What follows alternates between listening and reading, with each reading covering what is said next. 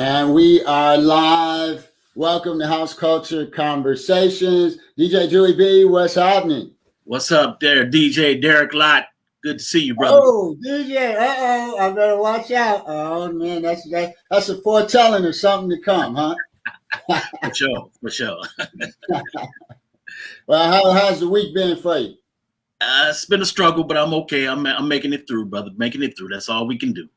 Yeah, so many of us and our family and friends know last week we lost one of our dear friends, Bill Morton, Wild Bill Mo. But it was a beautiful homegoing, and we are, carrying forward the legacy. And with that, what can we say? When we talk about legacy and we talk about history and we talk about the archives, our guest tonight, oh my gosh, I'm looking forward to hanging out with her and talking so much about the history of the culture that we love so much. Any words before we bring her on? Do it. She's one of the best. Historical. She got it all down, man. History of house. This is the person to talk to, for sure. That's it. Well, without further ado, let us bring on in to the broadcast room, Ms. Lauren Lowery. Lauren, how are you? I am doing so well. Thanks so much for bringing me on the House Conversation Show. You're very kind to do so. Gosh. Yes, we are so glad to have you because one, we have a lot of fun and we keep it nice and easy. But it's good to get a history lesson and a little background from someone who's lived it and really been through it. And we want first of all, how are you doing? And tell folks a little bit about yourself. I am doing well. I can't complain. I'm in Chicago right now. I wish I were in Florida. I guess that could be a complaint. But I'm doing well, and my family as well. My friends are doing well, so that makes me very happy. So I always try to put things in context. You've had these very serious situations going on in people's lives, and I've had ups and downs in that as well, with illnesses and families and losing friends and family, and that's very serious. So I think to be able to come together today and celebrate a beautiful Chicago culture, and that gives us hope, then I definitely love to do that. But I am well because my family and friends are well. Yes. So tell folks a little bit about yourself and your connection and relationship with house music and the culture. Well, number one, I'm from the South Side of Chicago. So South Side of Chicago, I hate to have to throw out these dates because that starts to age me when I am only 21. So that's a key thing to remember. I'm only 21. Forgive the background noise. So, but when my grammar school and high school years, I went to Mount Vernon High School. I went to Lynn Bloom Technical. I went to Mount Vernon Grammar School, which is on Morgan and 105th, Jackie Robinson West sort of headquarters. And I went to Lynn Bloom Technical High School. We sort of, I sort of grew up with first with like a steppers flow, and then with sort of disco, and then into house music. By the time I was 7th, 8th grade, we were really into sort of the disco to house sort of movement. And so by the time I hit Lynn Bloom, then it was all about house music. I mean, we were, I think, my Lynn Bloom friends were, graffitiing all of the places in the neighborhood, the Nasty Boys and all these different groups were like graffitiing their names on things. And we were just sort of involved in the culture of house music, whether we were sort of knew we were involved or not. You know what I mean? We didn't know whether or not there was, we didn't know I didn't anyway, there was some kind of movement going on. And I didn't know if all of my friends were, what they were listening to, and they were making music and things like that. But we were just enjoying the music forum at the parties, at Quigley, at Mendel, that type of thing. So, you heard, about that time we were at Sowers, we're a little too afraid to go in, to some of those things. Anyway, maybe just me. Maybe my friends were going in, but you heard about some of these other like sort of larger clubs, but the things I could get away with were, sort of Quigley South and Mendel. And you heard about everything that went on that weekend, at school. So I was kind of raised in house music. Didn't know it was a particular thing. It was just what we listened to. Oh man, I hear you. And so I want to make sure I send a shout out. Randy Roberts says, Lauren, I see you. How you Hey, doing? Randy. I miss Great. Randy.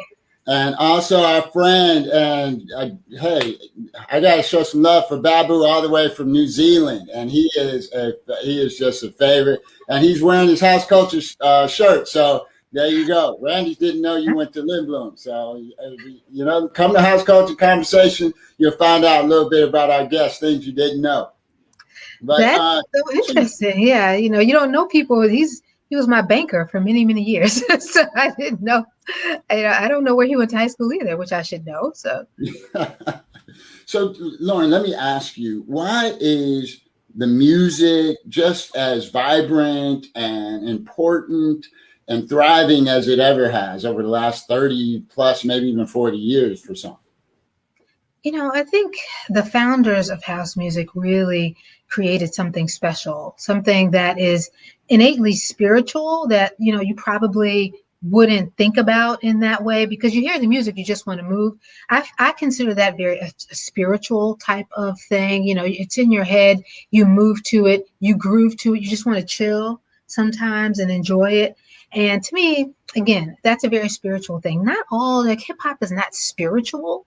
It definitely is an agitator to a certain degree sometimes. So that makes you do something that makes you react.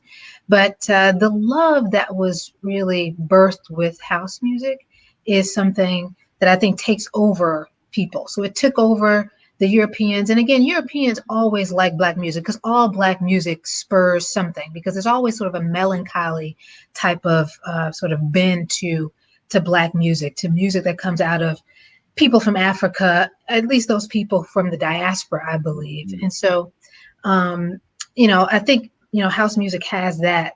Oh, cool. I think house music sort of has that thing. So Europeans picked it up immediately. You know what I mean? Disco was hot. Disco was everything. Studio 54 was everything, right? So Europeans are all into that. The formation, what came from that is house music. And so people love, house music all over the world. Let me interject something. When I went to Geneva, Switzerland, when I went to Montreux, Switzerland, when you come in on the main street off of the main road from Geneva to Montreux, you're going around Lake Geneva, right? So it's this big lake. So, you come in, and this is many years ago, I'm coming down Montreux, and I'm like a week late. I missed the Montreux Jazz Festival by a week. I'm sad. I'm upset, that I missed it.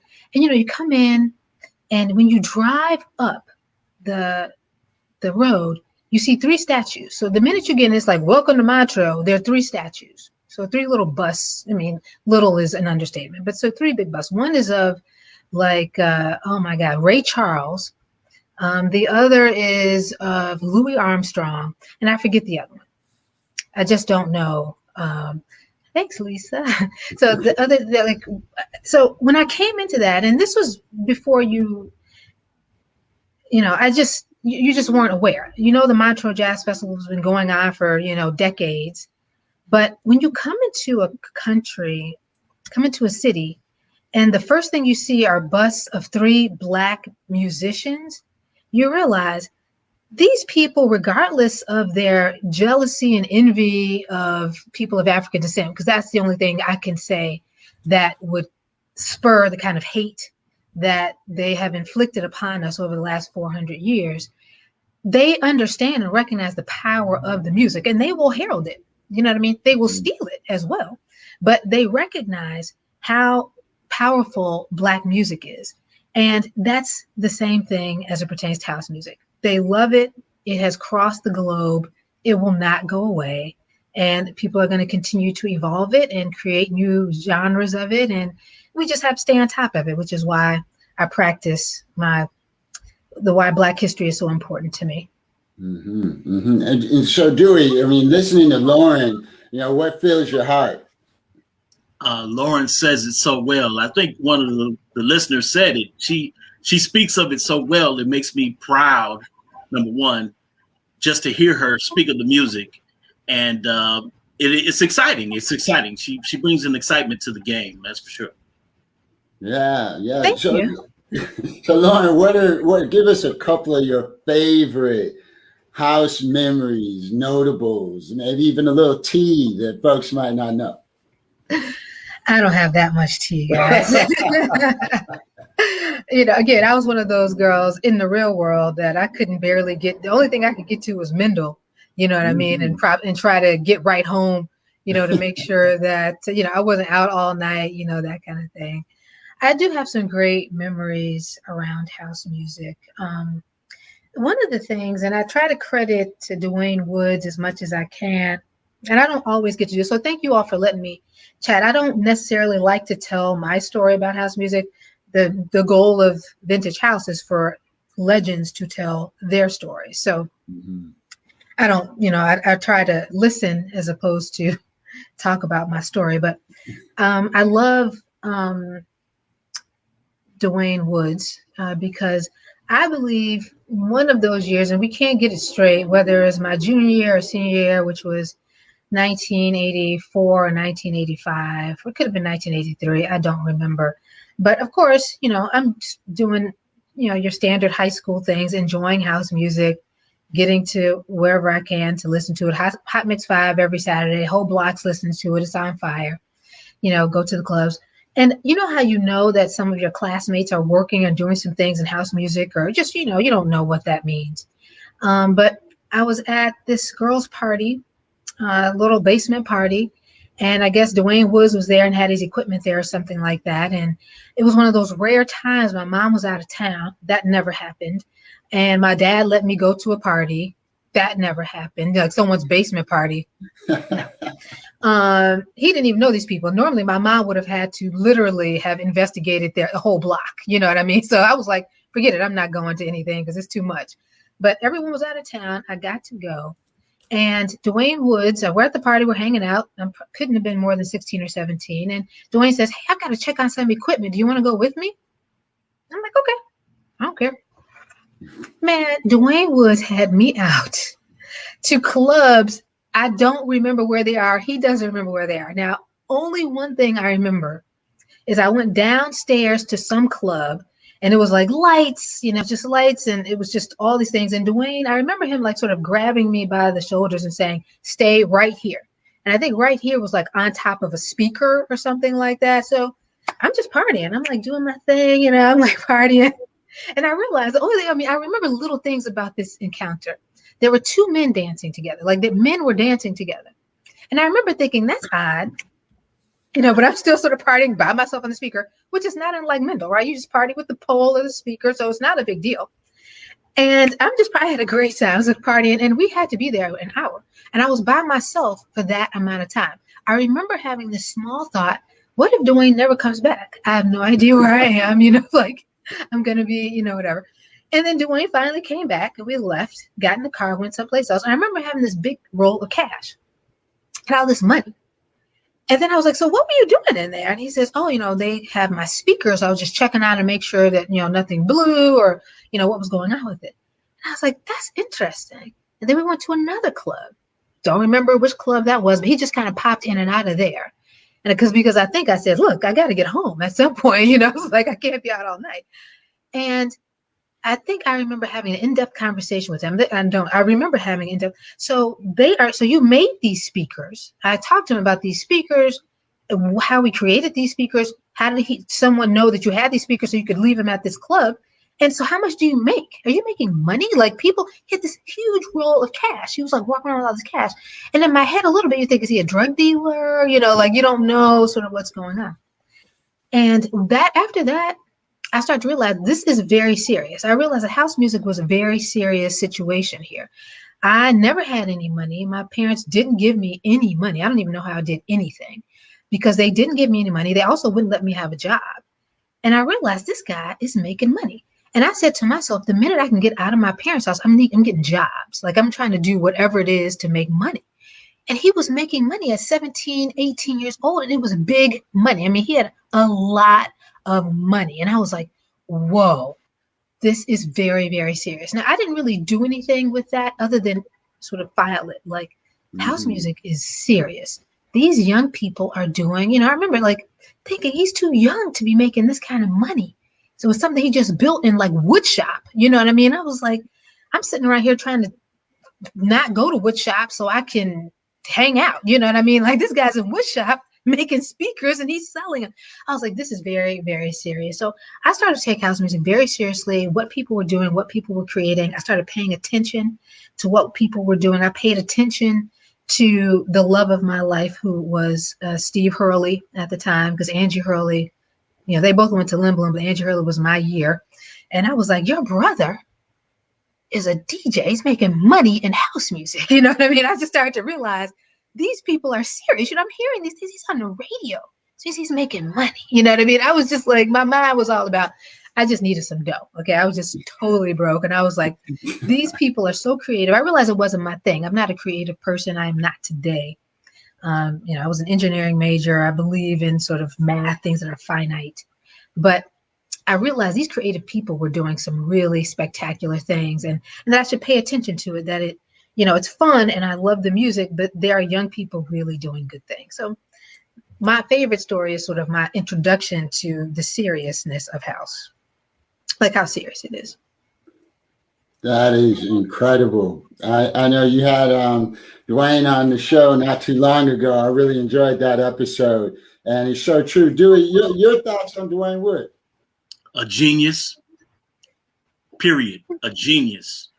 Sound genius. Him and his cousin Vaughn Woods, DJ B-Dub. Genius just goes in the family. That's a genius right there. You were hanging out with some of the most genius people in the world. Lowery Branch and Steve Hurley and his sister and Dwayne Woods. That's all Lindblom's finest right there. It really is. That's, you know, you hit it on the head. I recognized right away that this guy was smarter than what I thought. You know what I mean? Like he was he was just sharp. And I wasn't that kind of person. You know, I was just really your basic high schooler, kind of doing what people told you to do, not being creative. You know, it was like, go to school, do this, do that. Or even if I had an idea to do something creative, I wouldn't have thought to monetize it or that people would want it. It wasn't in my wheelhouse. So I realized right away that this guy is special. Seems like a regular cat, right? Seems like a regular high schooler, but he's different. Like this guy's a grown-up. And I was just a kid. You know, you start to realize those things about yourself. Like these guys are serious business and I'm operating like a 3-year-old, you know? So, you know, it blew my mind, but I was very calm about it. But I never, you know, again, I realized that I should pay attention. Yes, that is, oh my gosh, that is really a great story. I love the conversation about dancing with the speaker or dancing with a pole. That's one thing about house music versus other music.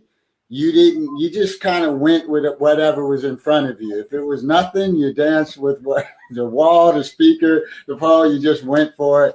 And I can remember so many times walking into a place and somebody just going at it in front of a speaker. And you're like, the first time I saw it is like, huh, that's a thing, huh? But then when I did it myself, I was like, this is amazing. That's the great thing about house music. You didn't need other people, really. You went in with a bunch of people. You came in with your girls, came in with your neighbors, whatever.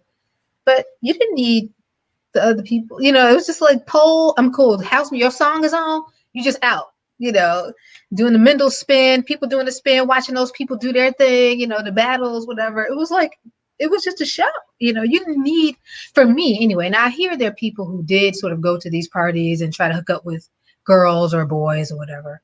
But that wasn't my thing. I just wanted to hear the music. We just wanted to hang. I was never trying to like deal with like finding some guy or something like that. But my friends were. But I was just trying to just sweat, you know, just sweat like crazy and just keep partying, you know, like you just want to go in and hear the music and just have fun. Well, I guess saying Mendel a couple times, you brought out some of the Monarchs. Mr. Solly, what's happening? We see you out there. And Scott Wright, remembering Farley riding around in his Camaro, and Daryl Pandy and Mendel and so many other house fluences. Randy, wait a minute, what's this Randy say? What's that? Dewey, do you remember the party we did on Michigan? Batman got us that spot and the police shut it down. Yeah. Where was that? Where? I don't remember that one. Dewey, you remember that one? On Michigan Avenue, correct? Yeah. Yeah. There was a ton of clubs on Michigan. Now, come on now. Which the Powerhouse, the Loft. There was all the. Michigan had everything. You know what I mean? Were you just in the warehouse in the back, or where were you at? I think he's talking It's about like at remembering exactly where sometimes was kind of foggy. Yeah, I think he's talking about at the Armory. Armory. There used to be an Armory right off of. It wasn't on Michigan. It was on. Indiana. No, it was all on Michigan, Lake Michigan. It was on that side. Right. It might still be there. There's a big Armory still on Calumet, like in between 19th and. No, this is gone. This was like 82, 81, 82, somewhere up in there. So I think it must have been Armory. Yeah, he said, yeah, it was packed. It was packed. And that's so much about what we remember about house culture. What else, Lauren? You got another story you'd share with us? What else are my stories? Well, to sort of veer into vintage house a little bit, or to veer into WNUR. I went to Northwestern University in Evanston, Illinois, and all the Black people listened to what was called the Street Beat Show. The Street Beat Show came on, I believe, my freshman year, probably 10 to 1 o'clock every night, basically.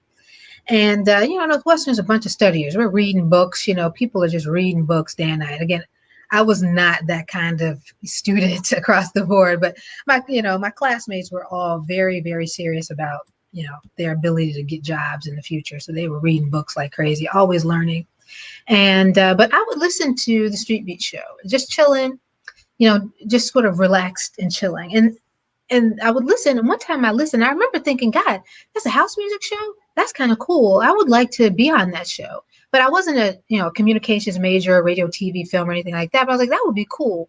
And I think I asked somebody, and they said, well, you have to be a sophomore. You can't be a freshman to be on the Street Beat Show. And I was like, really? That sucks. So I put it out of my mind. And one night I'm listening to it. And I remember I was, these are silly stories, but I was, Northwestern can like haunt you sometimes. So when I went to Northwestern, I was vaguely aware of South Africa and apartheid, but I had to take a class on South Africa and apartheid, even as an engineering student. And I was the only Black person in the class. And I thought apartheid was like something like slavery that had happened a long time ago, even though I would pass Trinity every day and it would say, stop apartheid, had the, red, gold and green sign. But I was thinking, this is not current history. This is previous history, or we're just remembering. And I got to that class and it was, it was like, oh my God, this was like still 1980 something. So apartheid was still real. And I was like, are you kidding me? And I'm in this class with a bunch of white people.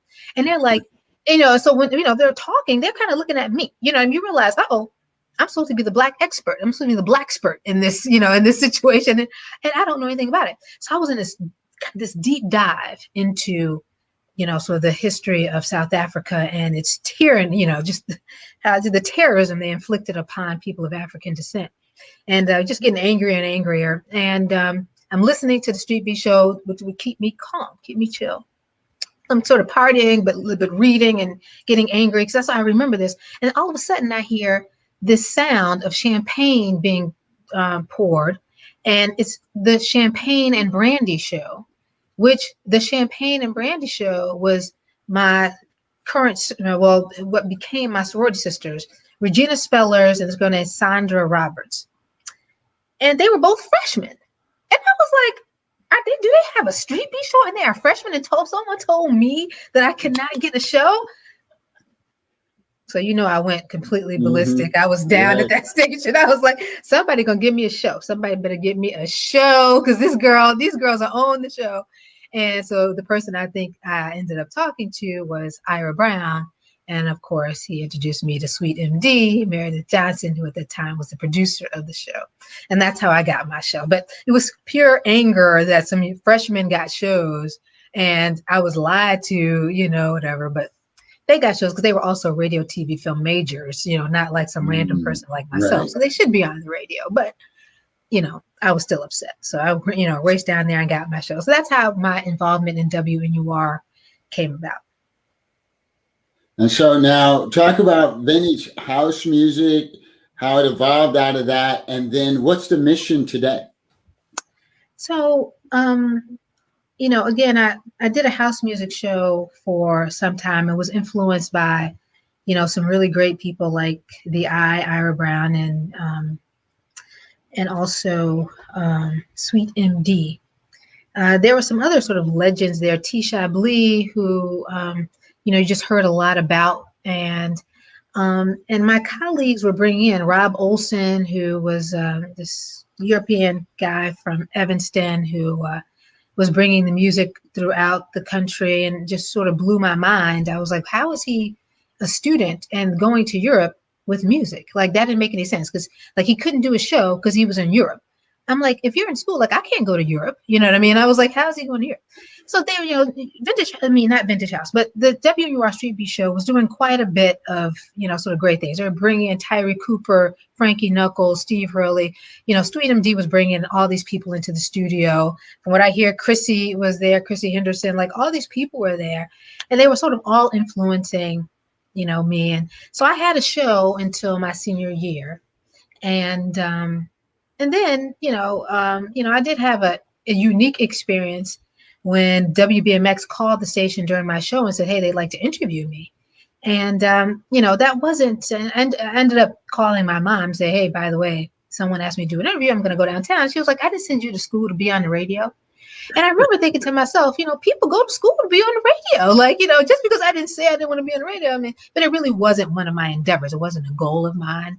It was just fun. WNUR was just a lot of fun. But I do remember we were interviewing a lot, and it was hip hop and house at Street Beat show. It was both. So I just remember having a great time there. People bringing me music. The East Coast, cats, of course, were bringing me music. My friends from Chicago were bringing me music. We were at the station all night, just straight kicking and having a great time. But after school, I just, went into my career and, really always enjoy, you can't stop but enjoy house music. You just kick it just at the, at the parties, at the whatever. And the thing that we probably I don't talk about much, or I don't get a chance to talk about, is at my 10-year reunion from college. Around that time, I started having parties with my two friends, Scott Montgomery and Andre Hester. So for our 10-year anniversary of graduating from college, we started having parties. So our first party was at Cactus. We started off the Cactus thing. I work in real estate. I noticed everything about real estate. I noticed, sort of venues that are dead and dying, because I can rent them or sell them. So I know what's happening. Hey, Kev. And so, anything that was going on, we were having parties at Cactus. My first party was at Cactus. We booked it, and I booked it solely on the fact that I went to Northwestern. Some white guy answers the phone, and I was like, look, I see your place is closed on Saturdays. Okay, but think about having a party.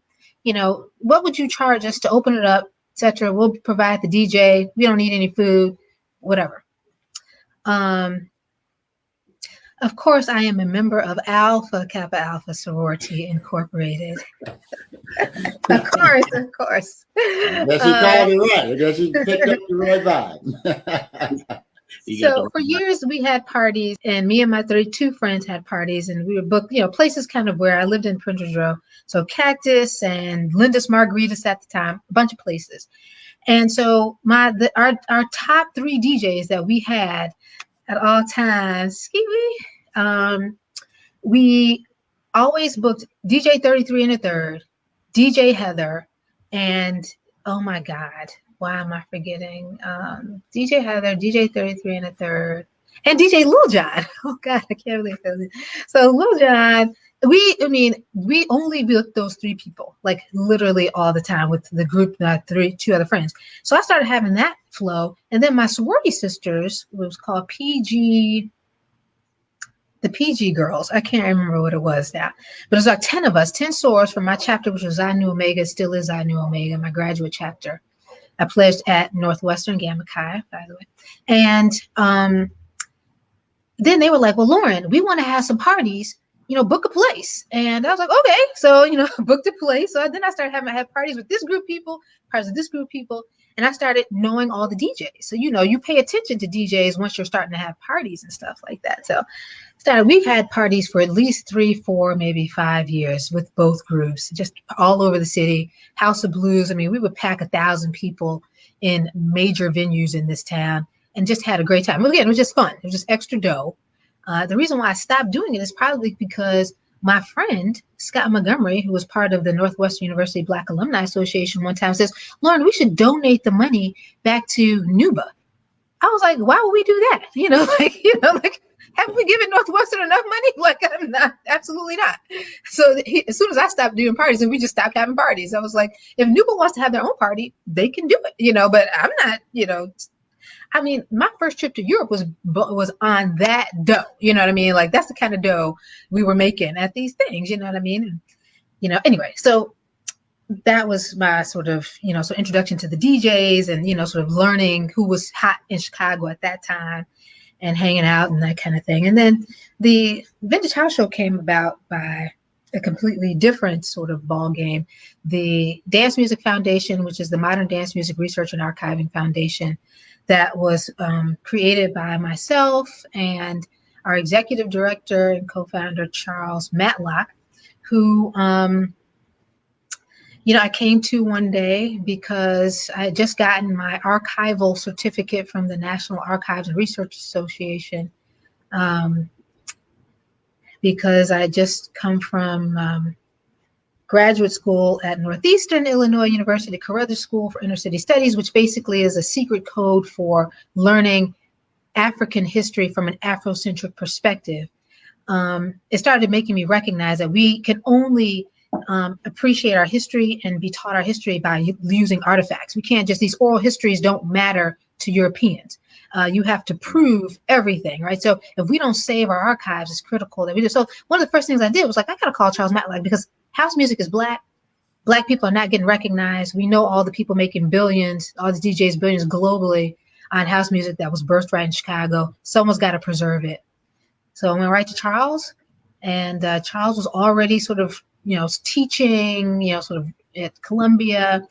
And so we started the Dance Music Foundation, which is all about sort of archiving the history and celebrating the history of house music.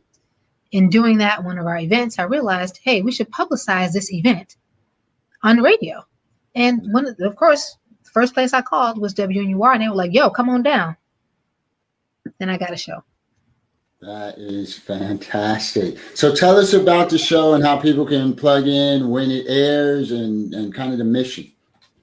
So the Vintage House Show is a show, again, that preserves and celebrates the history of house music, but the history of house music using sort of the lives and careers of the legends of house music. And so it's not just about just their songs, but we want to understand their lives, where they grew up, what influenced them, and sort of, again, what they see the music form, how the music form is moving, what they think the future of the music is, and again, what their contributions were. So our host, our DJ Lowery Branch, who is one of the first women DJs in Chicago and in the world, I would probably say, right? And then also Kevin Mega McFall, who's also a DJ or producer, a rich history in PR, and he was public relations for some of the earliest house music movers and shakers, the legends. And so our goal was to really think about sort of house music DJs and, of course, the business of house. It is on, used to be on WNUR 89.3 FM. It still is in sort of our replayed, shows. So 10 o'clock, you can go to, on Wednesdays, you can go to Vintage House. You can go to WNUR 89.3 FM. Sort of north of Madison Street in Chicago, and you'll get it. And then we are also on Facebook Live at Vintage House on WNUR. And we also are on YouTube, and we are also on SoundCloud, and we have a podcast, which you can get to at vintagehouseshow.com. so many different mediums these days. We're on twitch.com. We're at twitch.tv as well at The Vintage House Show. And that's enough, I think. Yeah, that is awesome. That is incredible. So, Lauren, I tell you, I really appreciate this. This is one of those sessions where it's a master class. It's fun. We get a lot of deep, rich history, but also we learn how we, as preservers of the culture, each and every day, can tune in and support the work that you continue to do. So, I thank you and appreciate you so much. Dewey, comments on Lauren's just so much that she shared so far. Please check out Vintage House on Wednesdays, and the Dance Music Foundation is fabulous. You guys really need to get into it, tie into it, because it's our history. It's about us. That's real tight. So, Lauren, where do you see house going? We've talked about why it's thriving today, but we've been in this virtual world, and it's really opened up different DJs and so many platforms for the music to go forward and move into different parts of the world. Where do you see things going? I mean, that's the question that I ask every single legend that comes to the show. And if I'm able, because I'm not the host of the show. Okay. So I try to get in there, like, where do you see the house, where the form was going? How are you contributing to the future of it? Because I think about this. I mean, I think about that in relationship to Black people in the history, in the future of house music, because young people continue to move the music form forward. Many of those young people tend to be European, of European descent, no matter where they are in the world.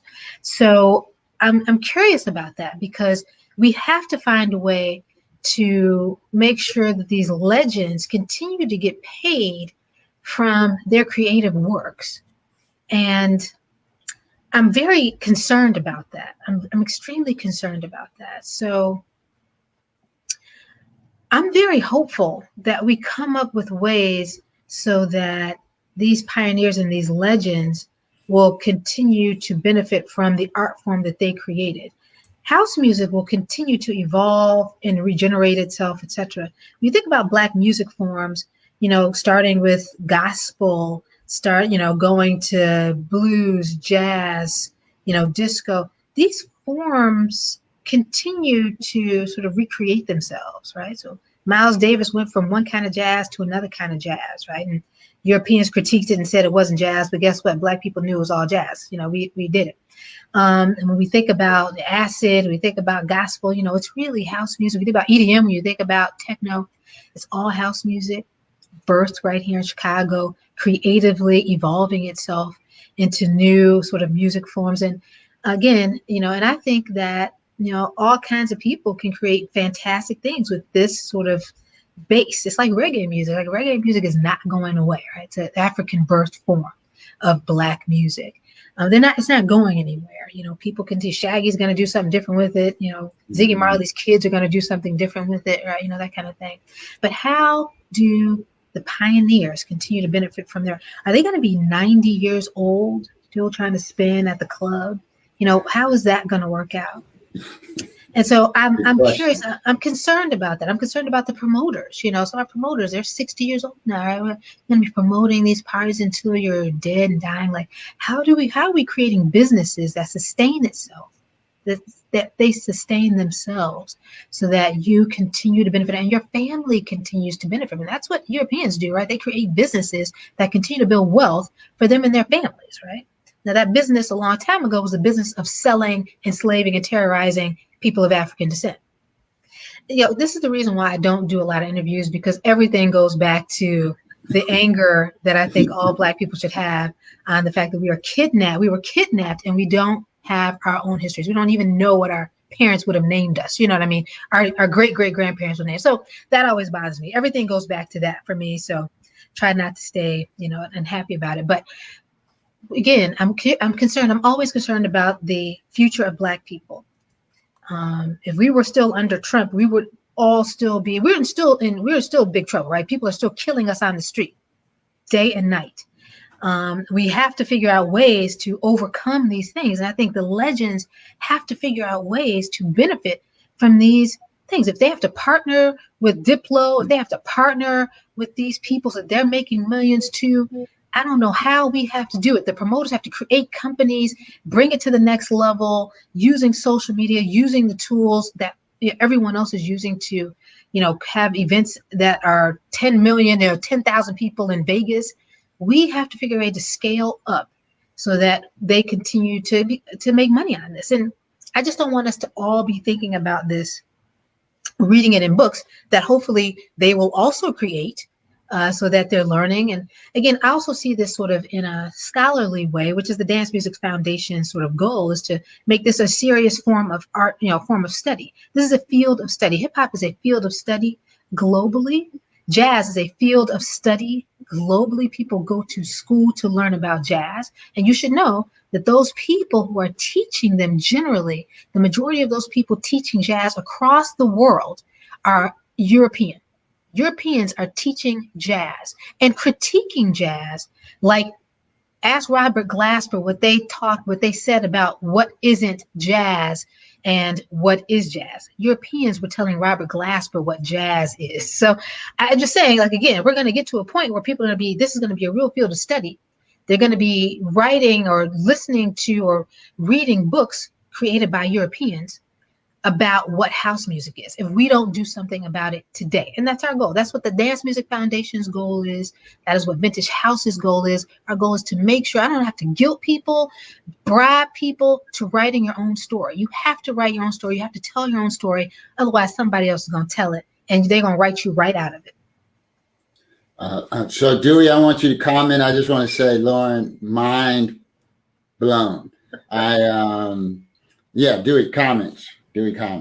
Like Scott said, it's deep, brother. It's deep. I mean, everything does go back to 300, 400, 600 years ago. We can get by it, though. We can do better. We can do better. And it all starts with you. It all starts with supporting each other. We have to support each other. Buy some records. Support the Dance Music Foundation. Tune in to all these DJs that are playing their hearts out for you.